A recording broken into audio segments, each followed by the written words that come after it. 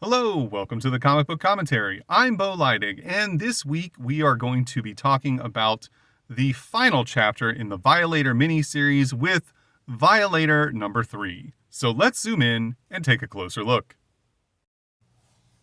First published in July of 1994, I am going to start off by saying that if you have not watched my videos on the first 2 issues of this miniseries, I suggest you do that because otherwise you're going to be really lost as to where this story is currently at.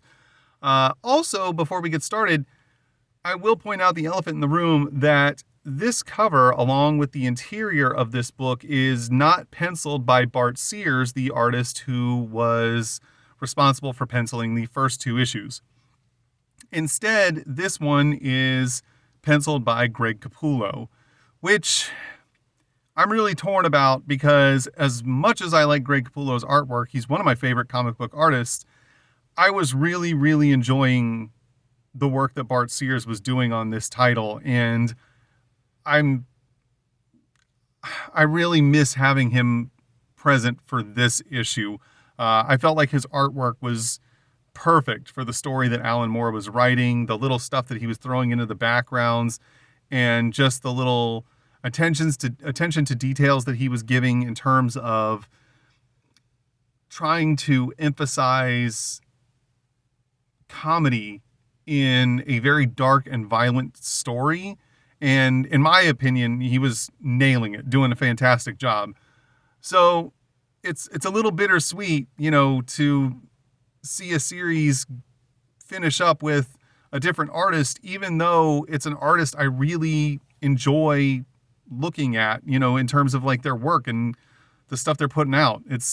I'm conflicted on this one. Story, Alan Moore. Pencils, Greg Capullo. Inks, Mark Pennington. Letters, Tom Orzechowski. Color, Steve Oliff and Ollie Optics. We see that the story picks up exactly where it ended in issue 2. We have the Violator in Spawn's alley being grabbed by Spawn, who then launches up off the ground onto a building top or a rooftop. It's not exactly shown how tall this building is, and this kind of goes into the whole idea of, did Spawn fly or did he leap to the top of this building? And whether or not Spawn can actually fly is sort of up for debate in terms of the way his powers work. He kind of can, but not in the same way that you'd assume, like what Superman can do. But that's a topic for another day. We then see that Shaft and Badrock are outside of the force field trying to control the crowd, as Shaft is on the radio with presumably another member of Youngblood, stating that they can't break their way through the force field and that it is supernatural. And this is a cool little thing that they added in to make sure that they don't mention that part to Chapel. So it is kind of, still playing off the fact that Chapel's still, dealing with the aftermath of having his face forever marred by Spawn. We also see Anthony Twistelli and Alberto trapped inside of the orb, the force field, trying to figure out how to get out of it. And then we see on the rooftop the moment that Spawn leaps to the top and throws the Violator down, still stuck in his clown form, and he exclaims "oof" as he hits with a thud. We then get treated to this gorgeous 2-page vertical, thanks a lot, Greg, spread that looks fantastic. As much as I, find vertical spreads to be kind of my arch nemesis while recording these videos, I can't deny that this image is absolutely spectacular. Spawn looks super menacing. We see the Violator down here cowering before him. As Spawn tells him, hey, we're alone now, go ahead and talk. What's this all about? And, the Violator tells him the whole story about how his brothers want to kill him and the Mafia hired a hitman who wants to kill him. Spawn then tells him, you must have me mistaken with somebody who actually cares because I don't. And then the Violator says that, come on, you can give me a favor here and you can give me my powers back by using some of your magic, which doesn't really go over too well with Spawn, as he's in no hurry to help the Violator with anything. Spawn then grabs Violator by his jacket and screams at him, give you your powers back. Why? So you can go around and start murdering people again. Why on earth would I ever drain my power levels, which, by the way, are finite, to help you in any fashion? However, Violator has a somewhat reasonable rebuttal to this, stating that how much power does Spawn think it would take to defeat his 4 brothers on his own? And he also then tells Spawn that if he can restore his powers and allow him to turn back into his demon form, that he can then restore Spawn's powers back to their full levels. He also then tells Spawn that this would also be a huge blow to the plans of Mabolja, who is the one that betrayed Spawn and tricked him into coming back to the world of the living as a Hellspawn, and, having to deal with all the emotional pain of seeing his wife remarried and having a daughter that he couldn't give her. And it would also be, a blow to Mabolja's plans, as he's the one who trapped Violator in his clown human form. This apparently works, as Spawn seems to relent and asks Violator, you're going to restore my powers back to their full limit, right? Of course, Violator agrees to it. So Spawn decides that he's going to go ahead and restore Violator's powers, and he then does. It doesn't state how Spawn knows how to do this. However, for whatever reason, Spawn has like a innate ability to just kind of instinctually know how to use his demonic powers that are potentially being moved through his symbiote as like a conduit. This infuses the Violator with a bunch of, I guess, demonic energy that allows him to fully restore his abilities and give him the ability to once again transform into his demon form. Also, this is a really cool full-page splash image right here. I really like this. We then see that the Violator knows that his power levels have been restored and is very happy to realize that he can once again transform into his true demon self. As he starts to walk away, Spawn, very drained from having used his own powers to restore that of the Violators, reaches out and, states, "Hey, wait, you forgot something, haven't you?" To which Violator replies, "Oh yeah," as he turns around, walks back, and kicks Spawn square in the jaw and knocks him off the rooftop, then turns around and begins to go back to the mall so that he can deal with his brothers. Meanwhile, back at the mall, the Violator's brothers are now all just huddled down, as they are really getting whipped up on by the Admonisher. They're just not sure what to do. We can see here that the Vaporizer has a giant gaping hole blown through his chest. And the Vandalizer is upset about the fact that one human is causing them so much trouble. I think it's kind of funny that one of the things that the Violator told Spawn was, you're going to drain a bunch of your powers fighting my brothers, when the Admonisher here has no powers whatsoever. He's just a crazy dude with a bunch of guns, and he's more than a match for all 4 of these demons. It's just kind of, it makes you realize that if Spawn had wanted to, he probably could have taken the 4 of them out with little use of his own powers and not drained himself the way that he did to restore the powers of the Violator. As the Admonisher continues to just lay down suppressing fire, the Vandalizer finally gets fed up and screams out, "Why don't one of you just jump on top of him and stomp up and down until he's dead?" The Vaporizer decides that this is a good idea and leaps forward through the air. However, this was a bad idea, as Vandalizer tries to stop him because he knows that the Vaporizer is far too heavy for the floor of the mall to support his weight leaping onto it like that. And unfortunately, it's too late. The Vaporizer does just that. The floor of the mall collapses underneath them, and they all fall down onto the first floor. At this point, the Vandalizer decides that he's had enough of trying to deal with the Admonisher and leaves his brothers to handle it on their own, as he instead goes off to find the Violator and kill him once and for all, which was their entire reason for coming to Earth in the first place. He goes back to the spot where he last saw him, thinking that the Violator has certainly left at this point, but is surprised to find him still propped up against the side of the mall fountain. He grabs him by the coat and lifts him in the air, trying to figure out exactly how he wants to do him in. And pausing for a moment, states that he almost wishes that the Violator was in his demon form, as that way he could finally prove to him once and for all that he's no match for the Vandalizer at this point, and he could really show him who the brother in charge is, when he's interrupted by the sound of a large chomp and realizes when he turns around that his right hand has been bitten clean off.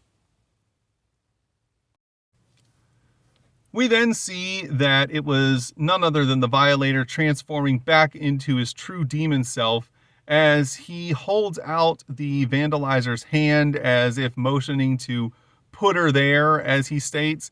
And the Vandalizer realizes that now he's going to have to put his money where his mouth is and face his brother in his true form.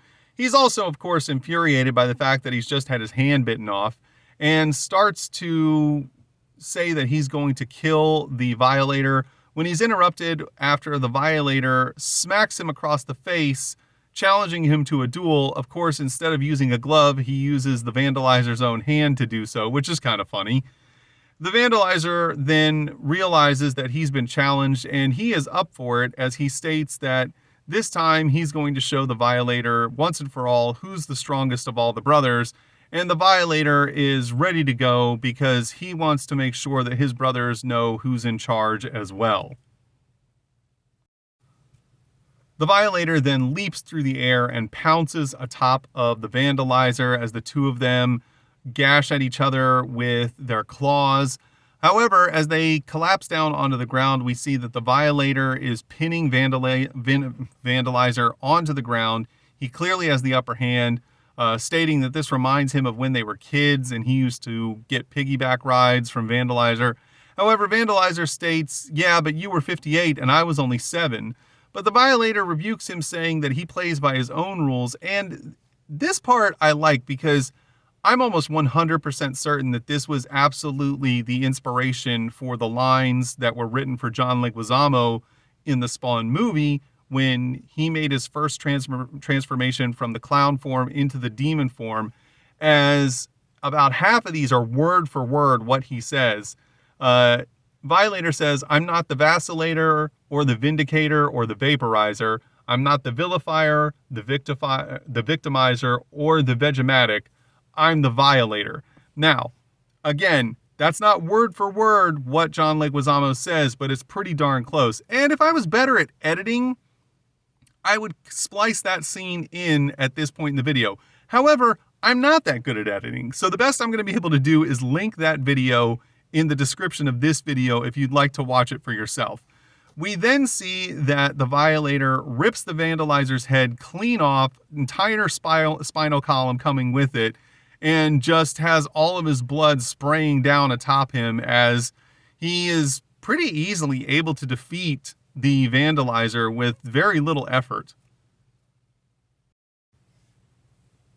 He then continues to scream that he is the Violator as he grabs the base of the Vandalizer's spinal column and continues to just bash his head into the ground and smashes it into a bloody pulp. And finally, after he's tired himself out, he asks the Vandalizer if he's had enough, to which the Vandalizer replies, "Yeah, okay, uncle." And this is interesting because, as we saw in the second issue of this miniseries, Violator claimed that he killed his father, and in the flashback panel, it showed him ripping the top of his father's head off.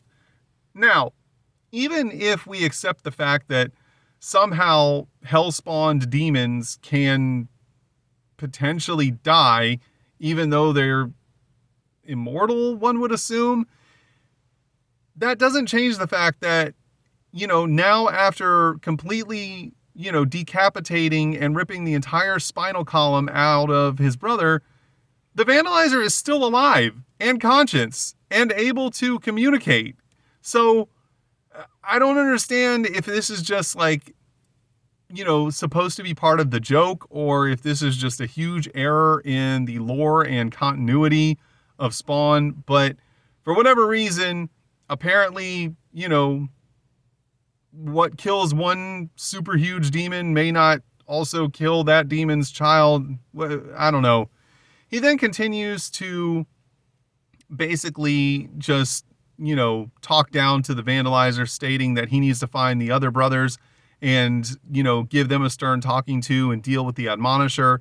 When he's interrupted as he turns around and sees that Tony Twist and Alberto are walking through the mall, and he realizes that this is his lucky day, as they're the two that he recalls leaving him at the dock to be killed. And they're also, Tony specifically, is the one who hired the Admonisher to go after him.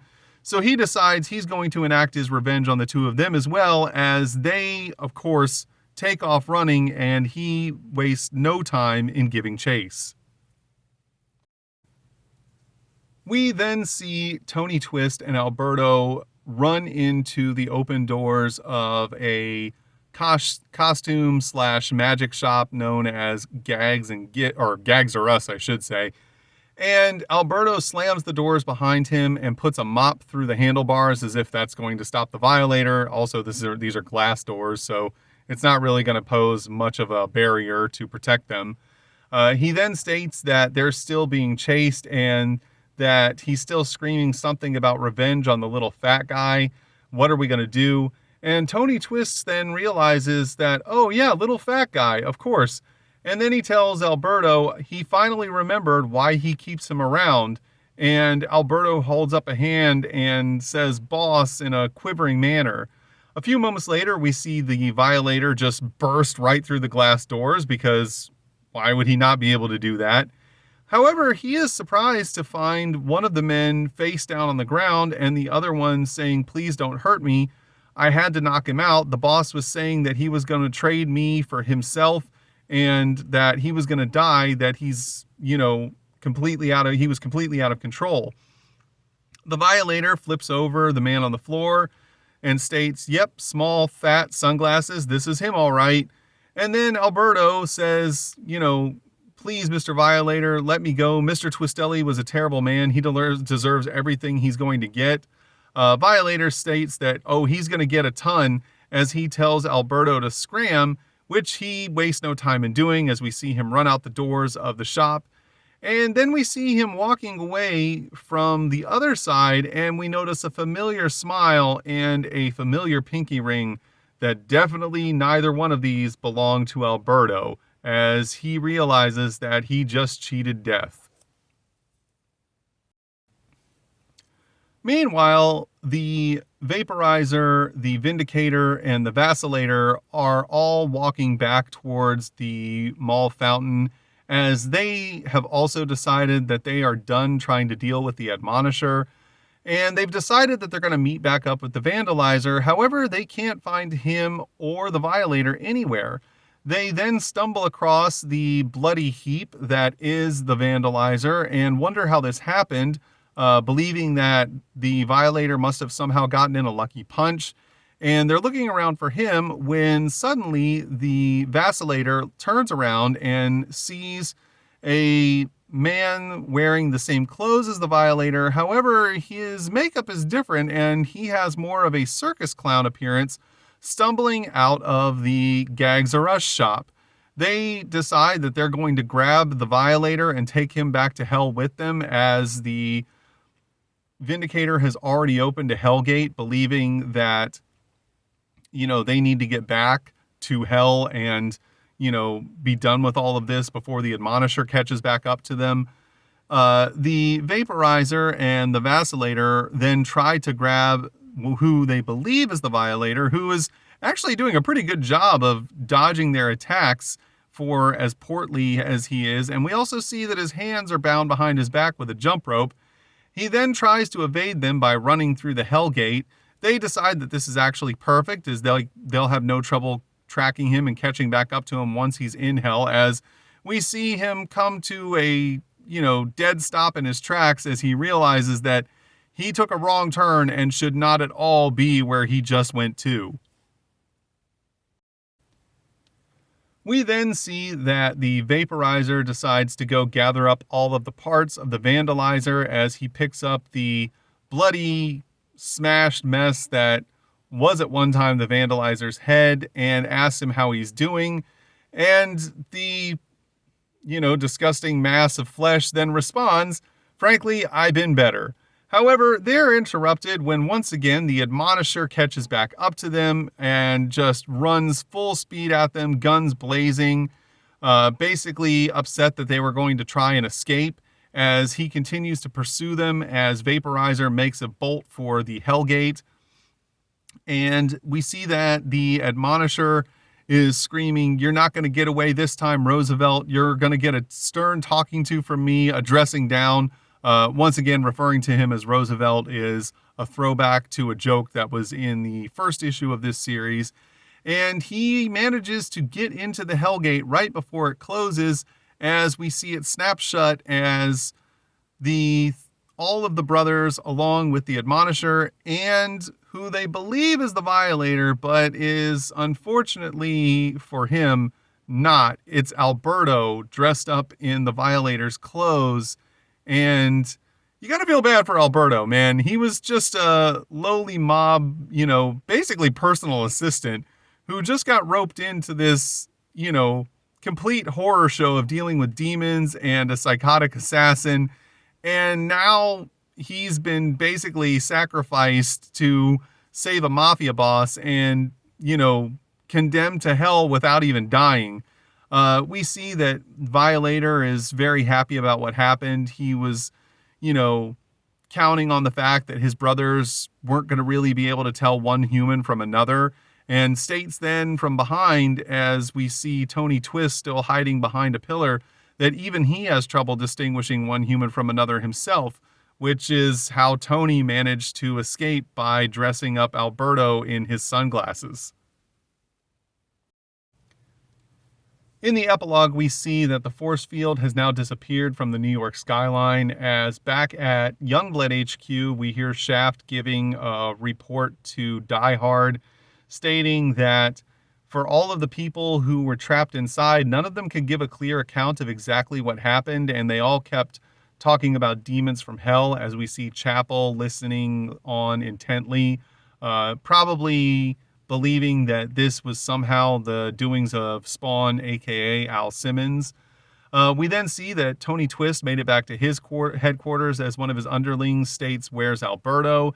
And we also see Spawn still collapsed down in the alleyways from where he was kicked off of the building, bent over a trash can, and dreaming of revenge, as he seems to be doing pretty poorly after making that fall and draining so much of his power to restore the powers of the Violator. Meanwhile, in another part of the city, we see a familiar silhouette climbing up the side of a building, as that person's hand reaches over the edge, clawing directly into the concrete, and then walking to the edge of the rooftop in front of the moon, listening to all the hearts beating in the city below him, and realizing that this city is now his once again. As the worst enemy of humanity has once again come home to roost, we see the Violator standing on the edge of the building top, laughing maniacally, as he is now going to begin his own plans of what he wants to do, not being bound by the rules set forth by the Mabalja, and no longer worried about having to, follow in whatever the plans of hell are. He's basically just a rogue agent at this point. On the next page, we get more Image info. That's just the same as always, just upcoming stuff about different comics that Image was publishing at the time. We then get 2 full pages of reader-submitted artwork. These are all kind of cool. Like I said, it's always a neat idea when you could potentially get some of your artwork printed in a nationally published comic book. And I always thought that this was a nice touch that the guys from Image were doing with their books. On the next page, we get an advertisement featuring Shadowhawk number 12, which has Shadowhawk and Chapel in it. Unfortunately, my Shadowhawk collection doesn't go nearly that far into the ongoing series, and those are books I'm going to have to find in the future. However, if you'd like to know more about Shadowhawk, you can check out my Shadowhawk playlist right here on this channel. And on the next page, we get an advertisement for Pit. If you'd like to know more about Pit, please feel free to check out my Pit playlist also on this channel. On the next page, we get an advertisement for the Wildstar miniseries trade paperback. If you'd like to know more about Wildstar, check out my video on Wildstar number 1. We then see an ad for the North American Collectors Convention, which was happening on August 26th, 27th, and 28th of 1994. Damn, we just missed it. If you were there and have any stories or tidbits that you'd like to share, please feel free to do so in the comments section. On the last page of the book, we get an advertisement for Jim Lee's Wildcats animated series. It only lasted for one season on CBS. It wasn't horrendously bad, but there was nothing amazing about it either. Especially at this time, it was going to directly get compared to the X-Men animated series, which was, I don't know if I would necessarily say it was dramatically better, but it was definitely more well received and far more popular than the Wildcats animated series was. And on the reverse inside cover, we get an advertisement for Boof number 3.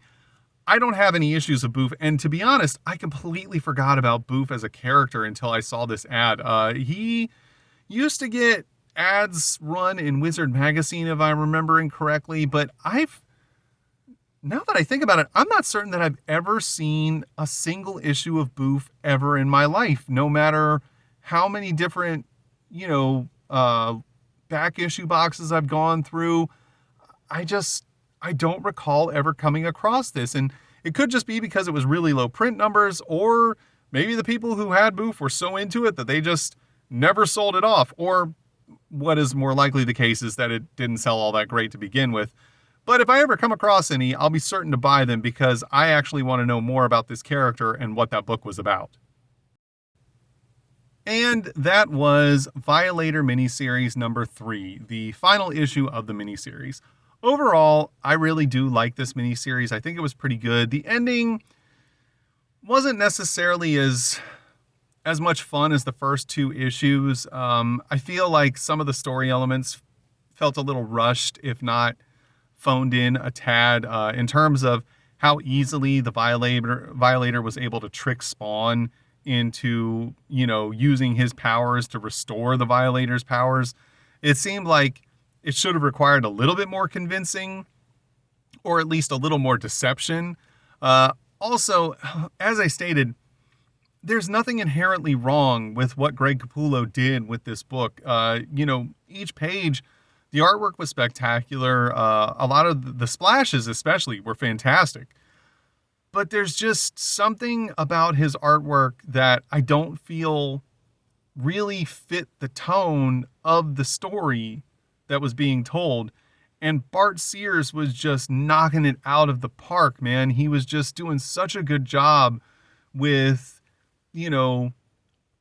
making the overall tone of the book, while incredibly violent and incredibly gory, still lighthearted and funny through his artwork. He was just doing such a phenomenal job, and I really wish that he had finished the series. As I stated in the last episode on Violator number 2, the only thing I could find as an explanation to why he didn't was a blog post in which someone stated that they read in an interview he did with Wizard Magazine that he said that Todd essentially fired him from the project because he said he wasn't working fast enough. However, I should point out, I have absolutely no way to verify any of that. I don't know if the interview ever happened. I don't know if Bart ever said that.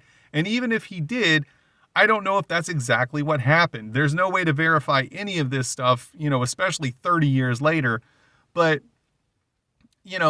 I feel like we really, as readers, kind of missed out on what should have been a fantastic crescendo to, cap off this series. And while it's still pretty good, it could have been better. But once again, these are just my opinions. Your opinions may differ. Maybe you feel that Greg Capullo should have been on the project from start to finish, or maybe you believe that, Greg should have never been involved. At any rate, we're all entitled to our own opinions, so it's totally all right. If you enjoyed today's video, please feel free to like, comment, and subscribe. And thanks for stopping by. Have a great day.